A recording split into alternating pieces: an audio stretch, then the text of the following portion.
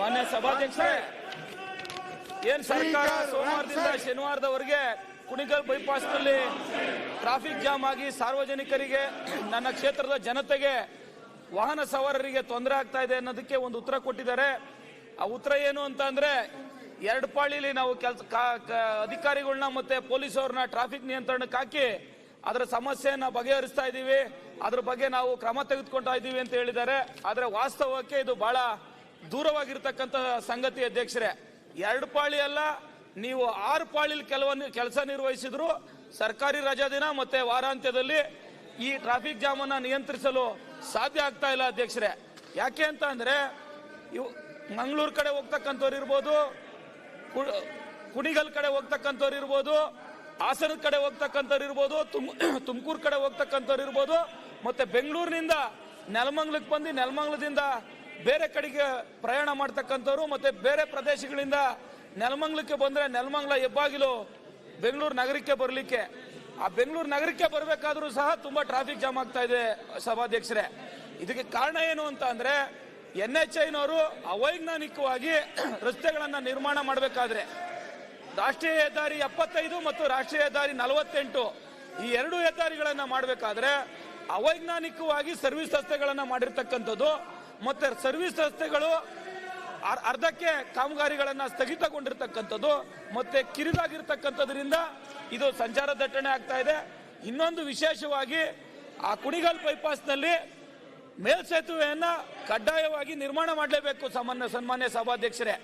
ಆ ಮೇಲ್ಸೇತುವೆಯನ್ನ ನಿರ್ಮಾಣ ಮಾಡಿದ್ರೆ ಮಾತ್ರ ಇಲ್ಲಿ ಟ್ರಾಫಿಕ್ ಜಾಮ್ಗನ್ನ ತೊಂದರೆಗೆ ಪರಿಹಾರ ಹುಡುಕೋದೇ ಹೊರತು ರಾತ್ರಿ ಪಾಳಿ ಮಧ್ಯಾಹ್ನದ ಪಾಳಿ 2 ಪಾಳಿಲಿ ಕೆಲಸ ನಿರ್ವಹಿಸ್ತೀವಿ ಅಂತ ಹೇಳಿದ್ರೆ ಯಾವುದೇ ಕಾರಣಕ್ಕೂ ಈ ಟ್ರಾಫಿಕ್ ಸಂಚಾರ ದಟ್ಟಣೆಯನ್ನ ನಿವಾರಣೆ ಮಾಡಲಿಕ್ಕೆ ಸಾಧ್ಯ ಆಗೋದಿಲ್ಲ ಅಧ್ಯಕ್ಷರೇ.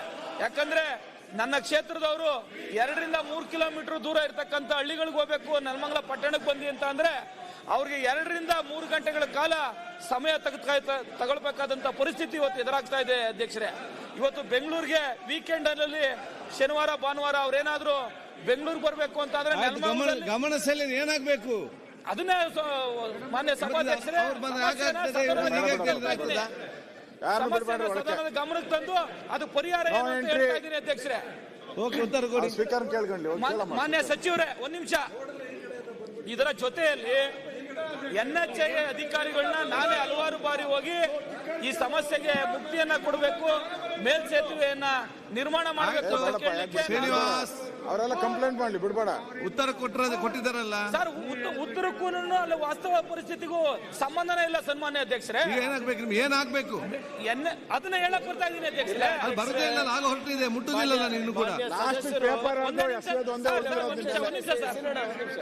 ಮಾನ್ಯ ಸದಸ್ಯರು ಇನ್ಫ್ರಾಸ್ಟ್ರಕ್ಚರ್ ಪ್ರಾಬ್ಲಮ್ ಹೇಳ್ತಾ ಇರೋದು, ಆದ್ರೆ ಕ್ವೆಶ್ಚನ್ ಇರೋದು ಹೋಮ್ ಮಿನಿಸ್ಟರ್ ಅವರಿಗೆ. ಇರೋ ಇನ್ಫ್ರಾಸ್ಟ್ರಕ್ಚರ್ ನಲ್ಲಿ ನಾವೇನ್ ಕೊಟ್ಟಿದ್ದಾರೆ ಬಯಕೆ ಇದೆ, ಸಂಬಂಧಪಟ್ಟಂತ ಸೂಚಿಸಿ ಅವರಿಗೆ NH ಮತ್ತೆ SH ಇಂದ ಕೋಆರ್ಡಿನೇಷನ್ ಆಗಬೇಕು, ನಾವು ತಿಳಿಸ್ತೀವಿ ಅಧ್ಯಕ್ಷರೇ. ಮಾನ್ಯ ಅಧ್ಯಕ್ಷರೇ, ಹರೀಶ್ ಆಯ್ತು ಸರ್, 2 ನಿಮಿಷ, 1 ನಿಮಿಷದಲ್ಲಿ ಮುಗಿಸ್ತೀನಿ ಬೇಗ ಸರ್. ಇಲ್ಲಿ ನಮ್ಮ ಸರ್ಕಾರ ಮಾಡಬೇಕಾಗಿರ್ತಕ್ಕಂಥದ್ದು ಬಹಳ ಮುಖ್ಯವಾಗಿರ್ತಕ್ಕಂಥ ಕಾರ್ಯ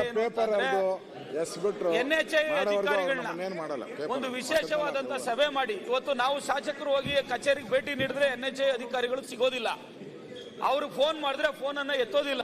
ಇವತ್ತು ಗಂಟೆಗಟ್ಟಲೆ ಜನ, ಸಾರ್ವಜನಿಕರು, ಪ್ರಯಾಣಿಕರು ಟ್ರಾಫಿಕ್ ಜಾಮ್ ಇಂದ ತೊಂದರೆಯನ್ನ ಅನುಭವಿಸ್ತಾ ಇರಬೇಕಾದಂತ ಸಂದರ್ಭದಲ್ಲಿ ನಮ್ಮ ರಾಜ್ಯ ಸರ್ಕಾರದ ಗೃಹ ಇಲಾಖೆ ಮತ್ತೆ ಸರ್ಕಾರ NHA ಅಧಿಕಾರಿಗಳನ್ನ ಸಭೆ ಮಾಡಿ ಅಲ್ಲಿ ಮೇಲ್ಸೇತುವೆ ನಿರ್ಮಾಣ ಮಾಡಲಿಕ್ಕೆ ಬಹಳ ಕಟ್ಟುನಿಟ್ಟಿನ ಒಂದು ಆದೇಶವನ್ನು ನೀಡಬೇಕು. ಮತ್ತೆ ಸರ್ವಿಸ್ ರಸ್ತೆಗಳನ್ನ ವೈಜ್ಞಾನಿಕವಾಗಿ ಏನು ಅರ್ಧಕ್ಕೆ ನಿಲ್ಲಿಸಿದ್ದಾರೆ ಆ ಸರ್ವಿಸ್ ರಸ್ತೆ ಕಾಮಗಾರಿಗಳನ್ನ ಪೂರ್ಣಗೊಳಿಸಿ ವೈಜ್ಞಾನಿಕವಾಗಿ ಆ ಕಾಮಗಾರಿಗಳನ್ನ ಕೈಗೊಂಡು ಮೇಲ್ಸೇತುವೆ ನಿರ್ಮಾಣ ಆದ್ರೆ ಈ ಪ್ರಾಬ್ಲಮ್ ಸಾಲ್ವ್ ಆಯ್ತದೆ. ಇದಕ್ಕೆ ಸರ್ಕಾರ ವಿಶೇಷವಾದ ತಮ್ಮ ಮುಖಾಂತರ ಮನವಿಯನ್ನ ಮಾಡ್ತೀನಿ ಅಧ್ಯಕ್ಷ.